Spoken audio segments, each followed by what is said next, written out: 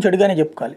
సన్న బియ్యం పథకం అన్నటువంటిది రేవంత్ రెడ్డి తెచ్చిన అద్భుతం అని నేను మొట్టమొదట ప్రస్తావించాను. ఎందుకంటే తినే బియ్యం ఇవ్వాలి ఎవరైనా సరే రేషన్కి.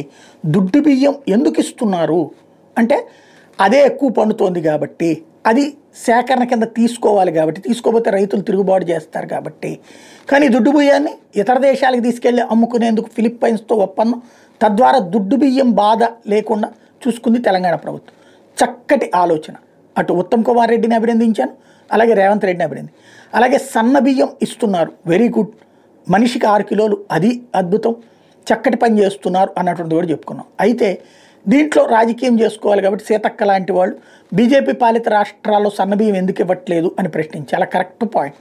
కాకపోతే బీజేపీ పాలిత రాష్ట్రం ఉత్తరప్రదేశ్, వాళ్ళకి బియ్యం ఇస్తే తినరు, అక్కడ గోధుమలతో చేసేటటువంటి వంటలే ఇష్టం. మధ్యప్రదేశ్, ఛత్తీస్గఢ్, వీటన్నిటిలో కూడా బియ్యం తినేది తక్కువ కాబట్టి అక్కడ సన్నబియ్యం ఇయ్యరు. గోధుమలతో చేసిన ఆహారాలు ఎక్కువ, అక్కడ గోధుమలు ఇస్తారు, గోధుమలు క్వాలిటీ వేస్తారు. రేషన్ గోధుమల్ని కొనుక్కుంటారు అక్కడ జనం, తింటారు, వాడతారు కూడా.